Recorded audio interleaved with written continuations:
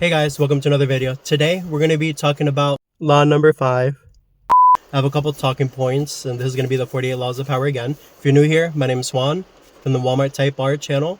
If you guys like my content, follow fragrances, motivational videos, and car content.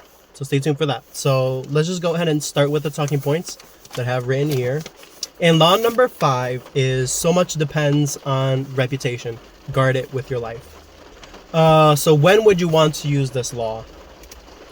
Key moments when reputation matters most. So during career advancements, when you're aiming for a promotion. So like if you're well known for doing something and you're consistent in it, that's where your reputation matters the most, you know? You want to leave a good taste on your manager and on your colleagues too. You want people to see this and encourage it when they know you're doing well. In crisis or conflict, so when you're under attack, your reputation becomes a shield or a target. So when times where you're doing bad, for example, you might mess up a car, you might mess up an oil change, or you might mess up a piece of paperwork while you're trying to organize it, I don't know, do bad on an assignment, there's going to be a reputation of you already, whether if it's in school or work. We'll use school as an example, where people are going to tell you, well, Juan's really, really good at his homework, or all the projects he does. He's always impressing me. And he flapped this one time, you know, I'm just going to let it go. I'm going to let it slide. And usually that's why you want to make sure you have a good reputation in those places. At the start of new ventures, the first impressions form quickly. Reputation lays the groundwork. So, like I was saying, first impressions matter a lot.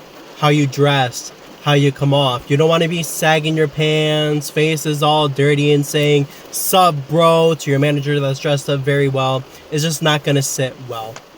But just know your situation that you're in. Show that you're respectful. Be presentable. That's what this one's talking about too. Now when competing, so sports for an example, reputation can tilt the scale in your favor without effort if others fear or respect you. So for an example, when Mike Tyson goes inside the ring against somebody who may not have who has low experience, people might say, well, Mike Tyson's going to win that fight because he's been fighting for the past 30 to 20 years, for an example. Or when you think about your, think about a good baseball player, you know, this person might did one bad game, but the reputation that other people know because they're fans of the New York Yankees, for an example, that reputation of fans is going to support that person so they can keep on moving.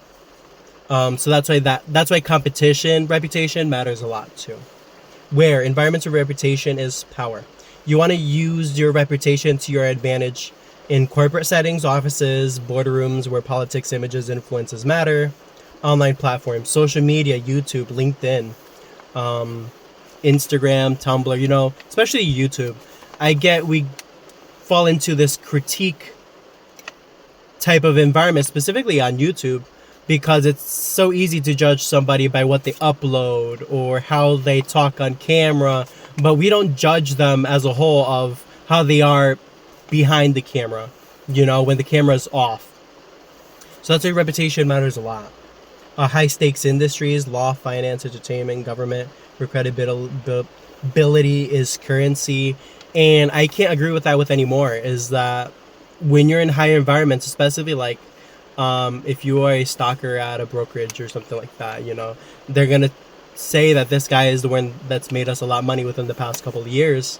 You're going to be super, super impressed. And your reputation is going to go very, very quickly around that area, especially if you're doing very good. If you suck, a reputation can spread around in those areas too, working against you. Who? People who use this law well.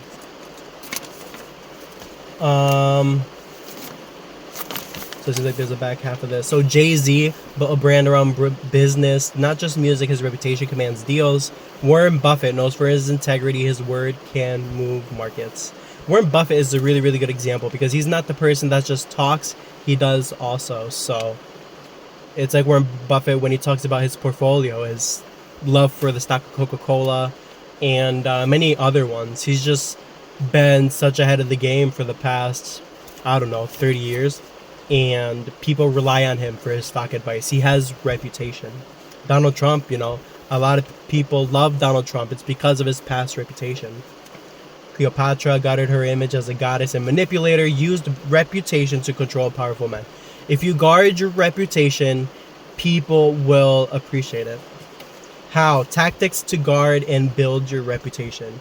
Control your narrative. Really watch with what you speak. So I like talking about the Bible when it comes to stuff like this too, not mixing them both, but in their own separate topics. Is that the mouth can both breathe life and death. And that's true. You have to be careful with who you're talking to and where you're talking with them. Because you might hurt them or you might encourage them. It's very, very wise to control your narrative. Acting consistency. Your habits should, echo the image you want. Reliability, ruthlessness, generosity, etc. When you act with consistency. If you're patient, be patient with people, you know. If you are an encourager, encourage people consistently. Keep on having that same image and guard it. Associate strategically. Who you're seen with reflects your character. Cut off liabilities. That's very, very strong. So like, if you are a person that hangs around, and the Bible talks about how bad character corrupts good morals, it's like the people that you hang around with, you start becoming. So that's why your reputation is the people that you hang around with too. You want to make sure that these people are consistent, they're happy, they're goal orientated. If you're just hanging around with, I'm going to use like a term, bumps, your reputation's most probably going to be you're just bumps just like they are.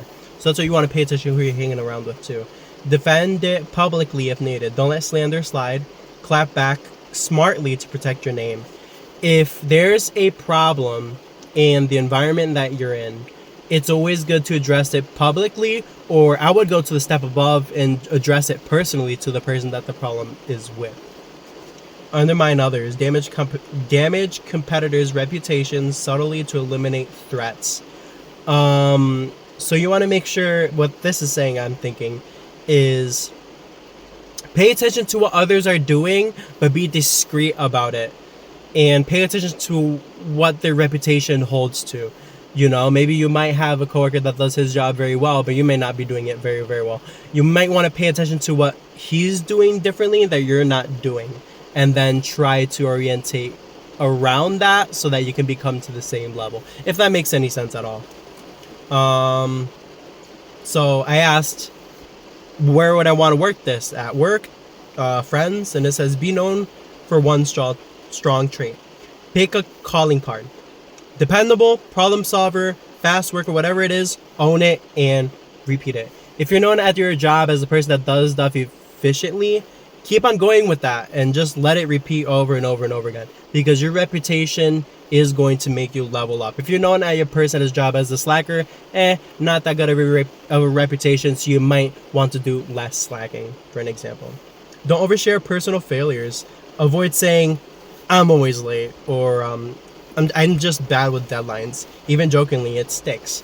So, like I was talking about earlier with the Bible saying the mouth both speaks life and death, or breathes life and death. You want to make sure where you're watching with what you're speaking, not only to others, but to yourself too. You want to make sure that you are encouraging yourself, encouraging others, motivating yourself, being in a good daily routine, and avoid oversharing personal failures. Like it's saying, you don't want to be sharing people with what you suck at. Instead, you want to try to improve in those and seek help where you really struggle. Defend yourself quietly when needed. If someone undermines you or gossips you, pull them aside privately or correct them. That's a good one. And then with friends, keep your word. This is going to be with friends, and I'll close it off with this. Keep your word. If you say you'll show up or help, do it. Even casual plans shape your reputation. Why? Friends trust who can count on. Flakiness kills respect over time. And I definitely agree with that. Like if you promise somebody something, and I know the Bible talks about not promising anything to anybody, because it's an egotistical value to say, I got it, or I know I can pull through. You don't want to promise anything to anybody.